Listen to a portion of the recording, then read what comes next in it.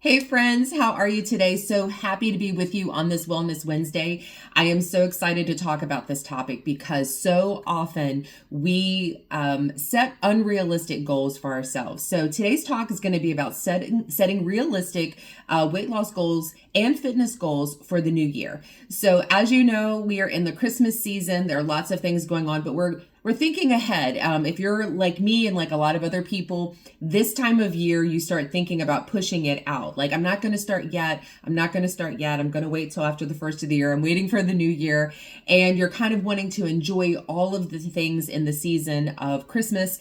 And, rightfully so. What I always advise clients to do is to just stay the course. Try not to fall back into old habits or try not to partake of everything in indulgences, right? Like, so don't take full advantage of everything that there is, but have a couple of things here or there. But for me, the holidays just mean to try to maintain success. Maybe this is not a time or a season for you to try to lose weight, but it definitely is a season where you are trying to just hold your ground, right? Whatever success you've had thus far, you're trying to just hold that and maintain that. But I know that you're thinking forward, right? You're thinking about 2025. You're thinking about the new year. You're thinking about what is it that I want to do with my health, with my both mental, both physical, both emotional, maybe it's even financial health. Like, what is it that you want to do for the new year? So we're going to set some realistic goals. I'm going to give you some tips and pointers on how you can set some realistic goals for yourself for both weight and for fitness. So, it's important to make goals realistic. You want it to be something that you can achieve, because if not, you're going to get really disappointed. And then whenever you're disappointed, that's always an emotional thing. You start to get a little frustrated. You fall back into older habits to kind of comfort you in that sense, where you're processing the emotions of failure and frustration and all of those things. So when you are, burned out of something, a lot of times we turn to food for comfort, or we turn to drink for comfort. And so we have to make sure that we're setting realistic goals that we can stick with. I always say, do something that you can do every single day, no matter what. It's not something that you have to really put a lot of effort into. You can just do it without much effort. So that's a lot of times what I recommend, is that it could be something just as simple as walking, right? We've talked about this before with our fitness goals. It's just walking maybe for 5 minutes a day. Everyone can commit to going out for a 5-minute walk. A lot of times we say, oh, I'm going to walk an hour a day. But then sometimes our day goes sideways, right? The kids have something to do, our spouses, our parents, our jobs, like all of life just starts to weigh us down. And we're like, there's no way I can commit an hour today. And then tomorrow, maybe the same thing happens. And then the next day, the same thing happens. And then you're almost a week and you've not really walked. And then you start to feel like you're defeated. You start to feel like a failure. You feel like you let yourself down.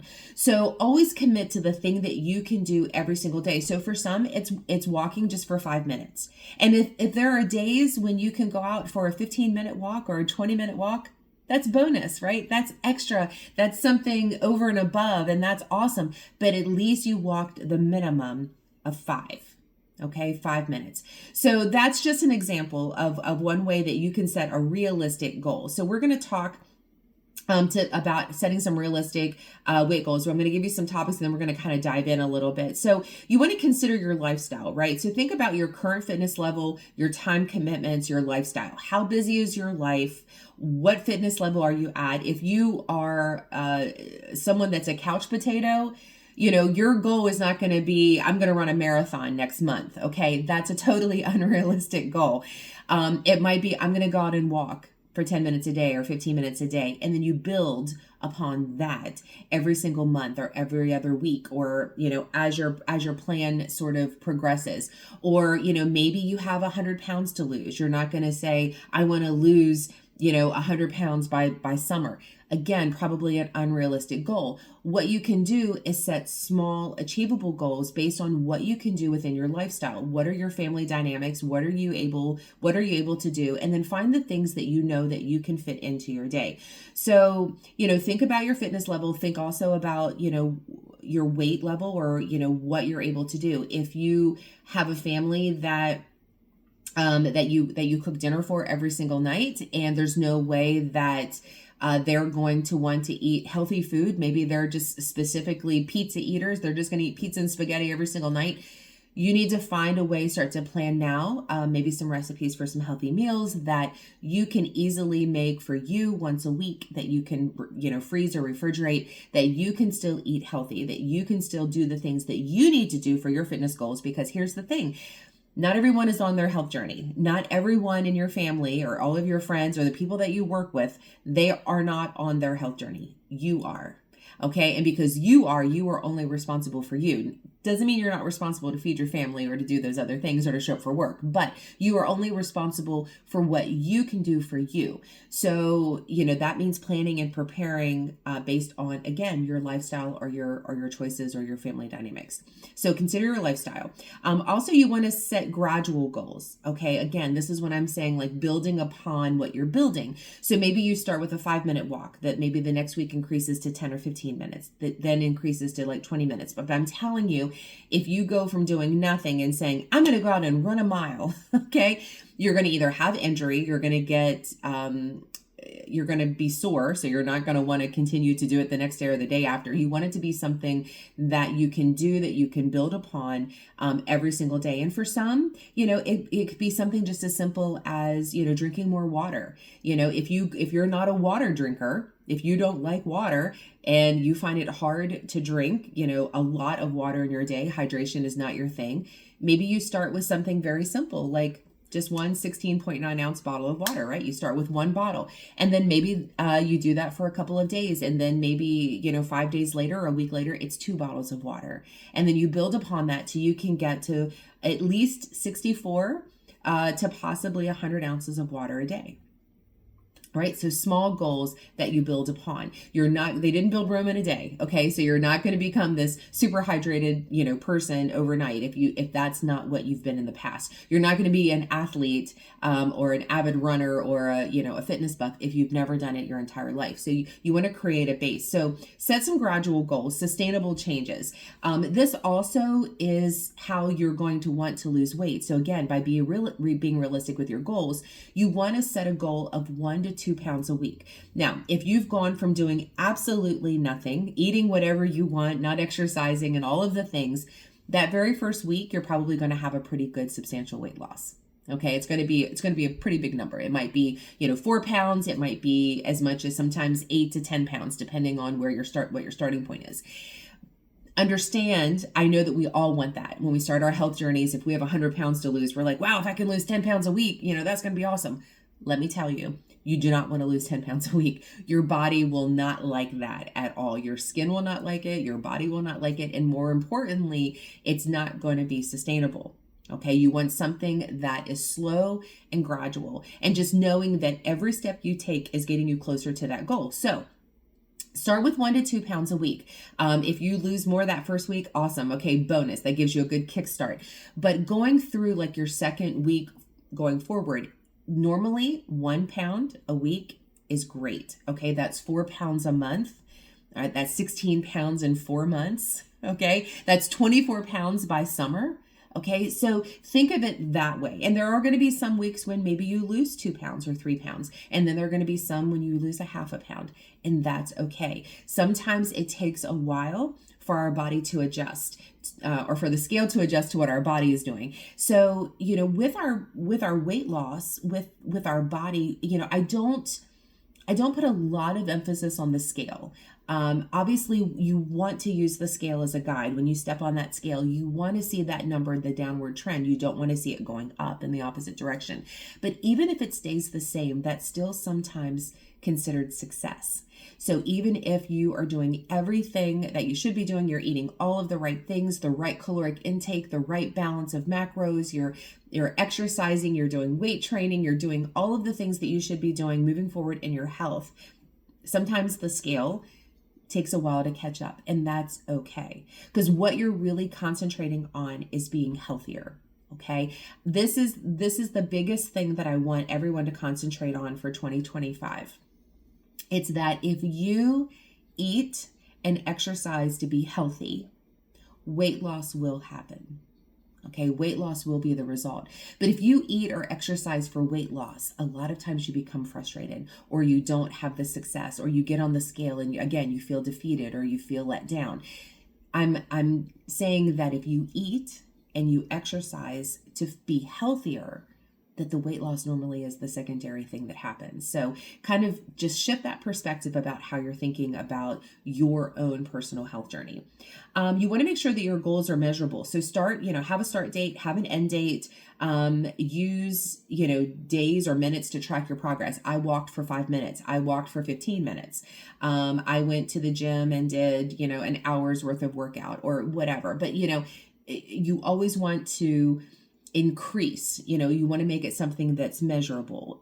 So you say, I'm starting on this date, and by the end of this date, this is what I would like. Again, small attainable goals, and reward yourself along the way. So if your goal is to lose 50 pounds, maybe for every 10 pounds you lose, you buy yourself something, and I don't mean food, and you don't treat yourself to food. Maybe treat yourself to a trip, maybe the extra special pedicure, maybe it's a purse you've had your eyes on, or maybe it's a facial, or a new hairstyle. Find something that is an attainable goal for you and make this measurable to the sense that you are tracking your progress. Maybe you measure yourself again, because the scale isn't always the tell-all, but a tape measure is. So if you are able to measure your 5 main areas, your waist, arms, thighs, chest, and hips. If you measure those 5 areas, you're going to find where you are actually losing inches. So even though the scale number may not be going down, you're finding that your clothes are fitting better. You're finding that things are a little looser. You're a little bit more comfortable. You have less inflammation, a little bit more giddy up in your step.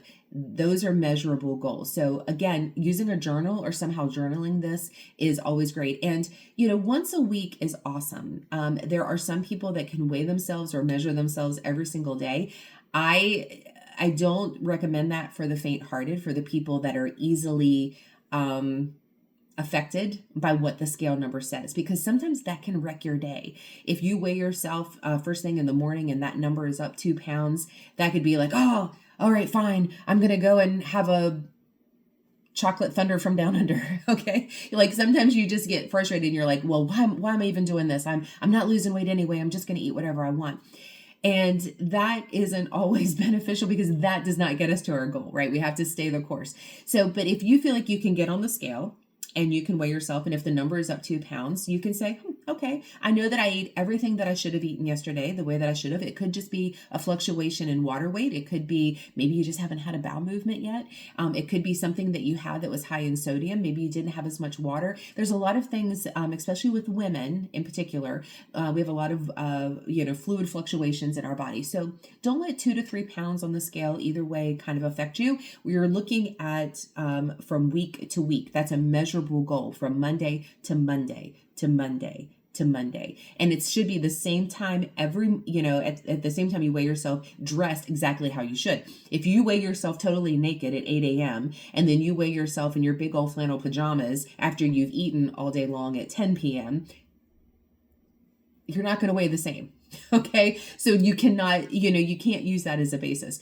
What I say is, wake up Monday morning. Maybe you're totally, in your birthday suit, you hop on the scale. That's the number you go by. So the following Monday, you do the same thing. You weigh yourself exactly the same wearing the exact same thing, hopefully close to the same time, and that way you're comparing apples to apples to apples. Okay, you're not comparing apples to oranges because you're not, you're wearing different things, or you're using a different scale, or you're wearing something, that you didn't wear the day before. It's a different time. All of those things are factors. So make your goals measurable. Have a start date. Have an end date. A goal in mind. And then use measurement, and journal all of that. Again, limiting your goals, like setting like small attainable goals along the way and rewarding yourself for those.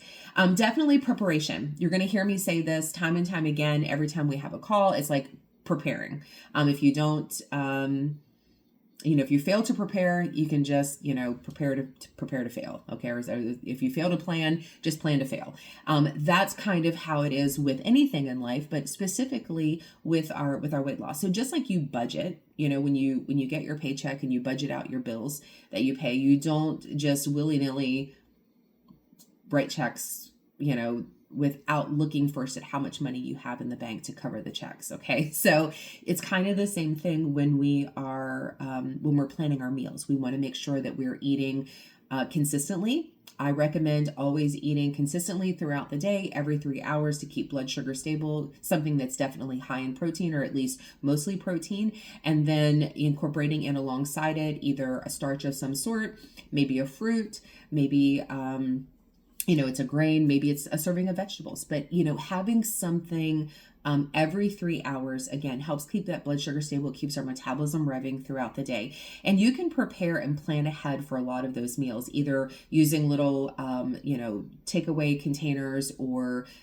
even like Ziploc bags. You can prepare a couple of things fairly easily that you can grab on the go and make that really easy to stick to. Again, easy, simple is what we're looking for. You want to plan where you're going to eat. If you know you're going out to eat to a certain restaurant, look up the menu. Plan ahead as to what you're going to order so that you're not emotional in that decision when you're making that choice. Planning ahead is really going to help you in the long term. Looking at your day ahead of time. When am I going to get up and walk? And try to create a little bit of a routine with that. When am I going to go to the gym? I will tell you, and maybe you've heard me say this before, but my life before, let's just say 10 years ago, I can't tell you how many times I've had gym memberships that I've just wasted money on. Basically, I paid the mortgage for the gym because I would write, they would take money out of my bank account every single month, but I never got up and went to the gym because it was always an afterthought. It was always, well, if I have time, I'm going to go to the gym. If I have time, I'm going to go to that class. But I would sign up and then like work would call, or I would have something with family, or something would come up, or maybe it was too cold and I didn't want to go out. Like there was a ton of reasons why I didn't get up and go. So, to prepare and plan ahead a little bit, I lay my sneakers out the night before. Sometimes I've even gone as far as sleeping in my exercise clothes. Like I will wear my sports bra or my leggings to bed, so that the only thing I have to do to get up in the morning is just put my sneakers on. You could do simple little things like that. But what I have found is that I make the exercise piece, it has to be a rock in my day. So my exercise time is typically 8:30 to 9:30. So I put a half hour on each end of that. So from 8 to 10, that's sort of like my exercise time. That's the piece that I have to work the rest of my life around. Instead of trying to squeeze it into my day, it is my day. And then the rest of my day has to revolve around that. We all have rocks in our calendars, in our schedules. It could be time with our husbands, our spouses, our wives, our kids. It could be time at work that we're dedicated to work. Maybe it's 9 to 5, 8 to 4. That's a rock in our schedule. Like we can't really get around that.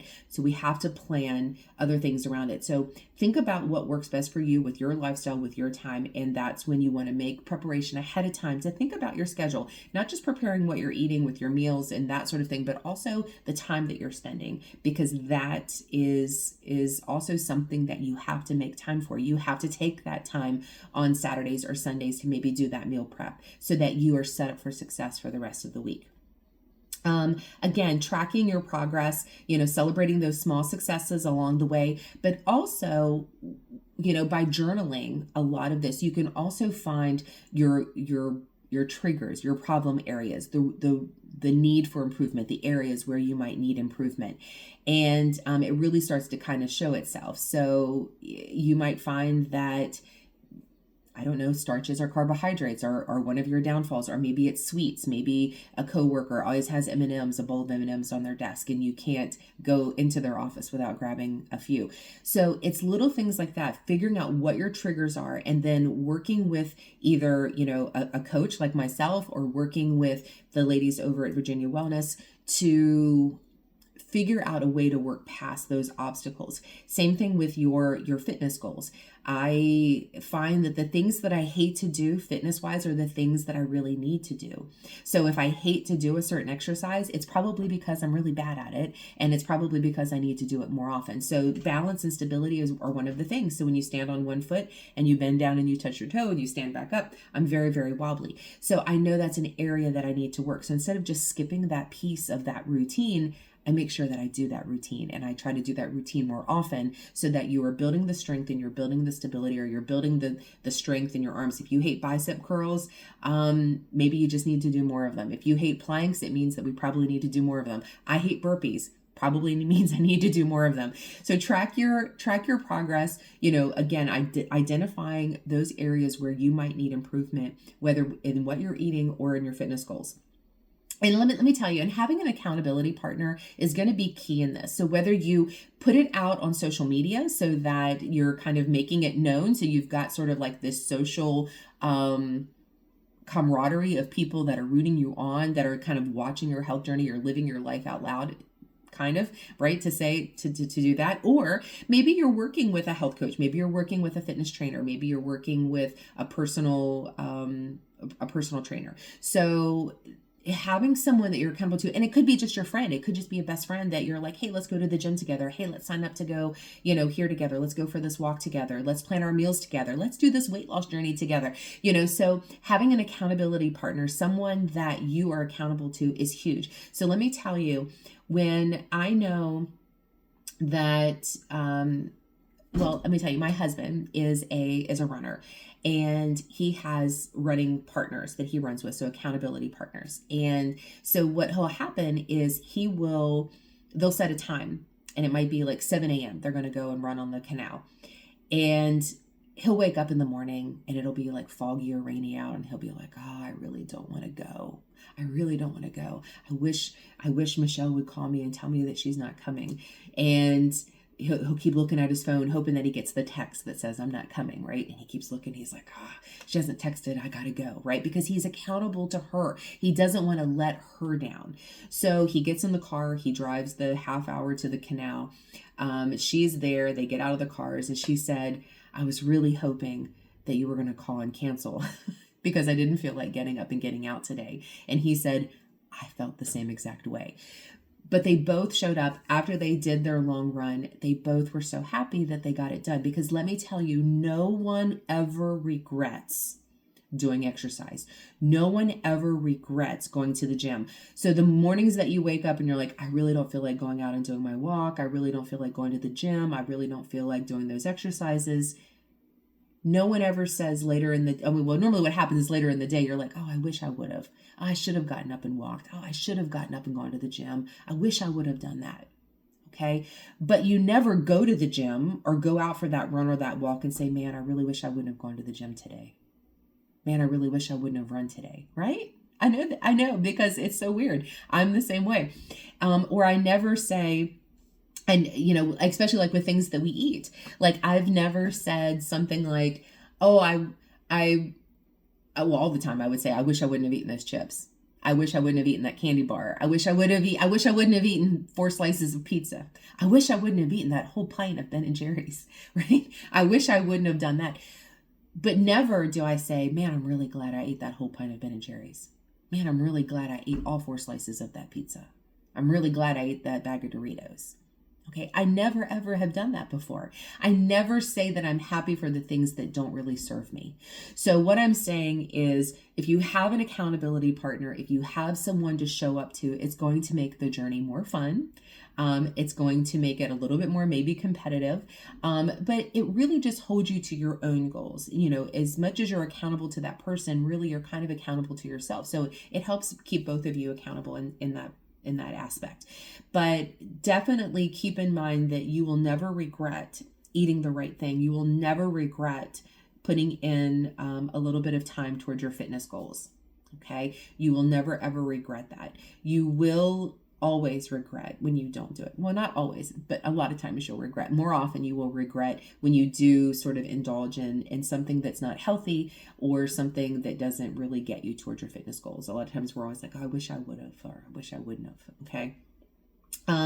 So, I know a lot of times we want to set these really big, ambitious weight loss goals. And a lot of times we get really excited. We set these huge goals because we're very idealistic at the first of the year. We're thinking a new year, we're thinking a new beginning, if you will. 2025 is a new great time to start on a lot of things, just not just our physical and our emotional health, but our financial health, maybe some relationship health, maybe it's a career change, maybe it's a lot of things. But a new year always brings the possibilities of new good things. We're going to be talking about it actually at the first of the year, but there are other things that we can do to kind of set up for success. So one of the things that you can definitely do here in closing is to focus on your behaviors, to not put a lot of focus on results, but put a little bit more focus on what you do, okay, as opposed to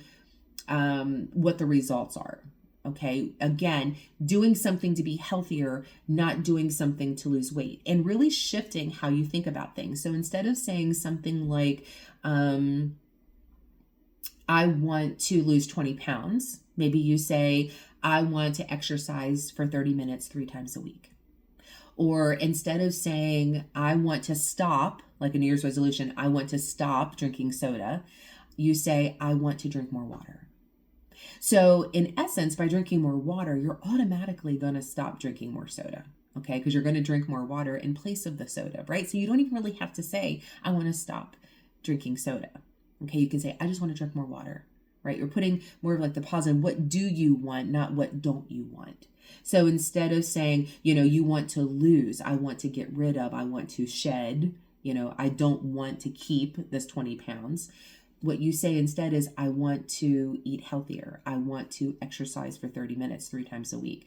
I want to replace fruit or sugary snacks with fruit. I want to eat healthier. Okay. Like, so when you're putting the focus on what you do want to do as opposed to what you don't want to do, like, I don't want to keep carrying around this 20 pounds. Okay. I do want to exercise. So put the focus towards what you do want to do. And that really is going to put the focus then on how you behave, how you act, what your things are that are going to start to become second nature to you. You don't want to have to put so much thought into it. You want to sort of change your habits so that that behavior will automatically just start to change, so that it'll just be what you do. Just like when you get up in the mornings, you brush your teeth. Before you go to bed at night, you brush your teeth. No one has to say, make sure you brush your teeth. If once you're into adulthood, you should already know these things. So, no one is reminding you. Your mom's not calling you and telling you to make sure that you brush your teeth in the morning or before you go to school. You don't have to be reminded. Those are habits. Those are things that have set in. It's the same thing with our health goals. We want them to start to become second nature. How do we build those habits? How do we create those behaviors? Again, thinking about it differently, just changing that little perspective in your mind will definitely do that. And then again, being just realistic about your timeline. 1 to 2 pounds a week.